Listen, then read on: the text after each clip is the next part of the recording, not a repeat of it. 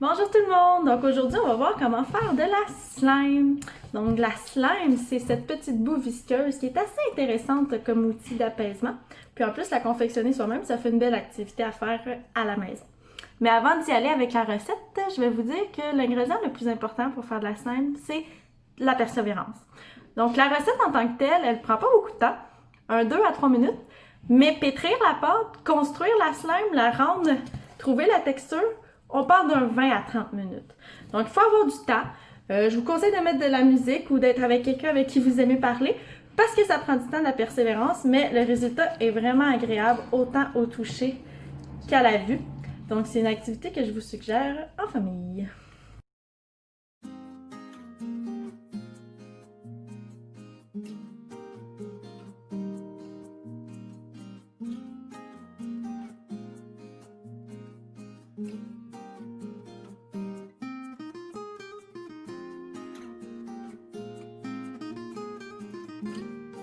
On commence en mettant la colle dans le bol.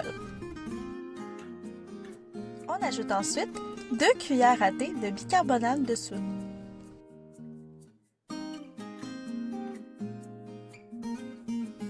On mélange bien pour bien dissoudre le bicarbonate dans la colle.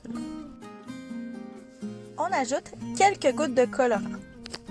On mettra plus de colorant dans une colle blanche que dans une colle transparente. Encore une fois, on mélange bien le tout. On ajoute graduellement la solution saline. On mélange d'abord avec la spatule. Quand le mélange commence à coller sur les rebords, on passe aux mains. Comme vous pouvez voir, c'est assez salissant faire de la slime. Donc prévoyez un endroit de travail qui ne vous dérangera pas de salir. Ajoutez la solution saline jusqu'à l'obtention de la texture que vous souhaitez avoir, donc le moins collante possible. Et voilà le résultat final. Alors on a une slime qui décolle des mains, qui ne laisse plus de dégâts. Et quand on l'étire, on peut voir les brillants, les paillettes.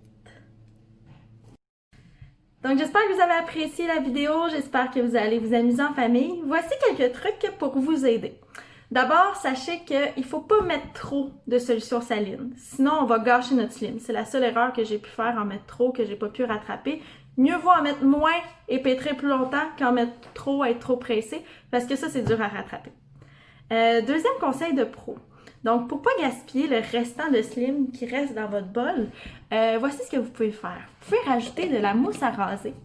Donc, vous faites une grosse boule avec ce qui reste, vous rajoutez un petit peu de mousse à raser, juste assez pour recouvrir, et vous allez repétrir le restant et rajouter de l'eau saline comme vous avez fait avec l'autre. Donc, ça fait une deuxième slime. Donc, ça, c'est ma slime originale que j'ai faite.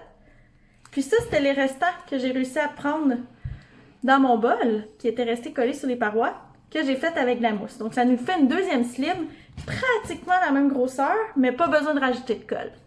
Vous pouvez vous amuser aussi en rajoutant des petites gommes à effacer, des billes de collier. Vous pouvez rajouter plein de choses pour rendre votre slime intéressante au toucher.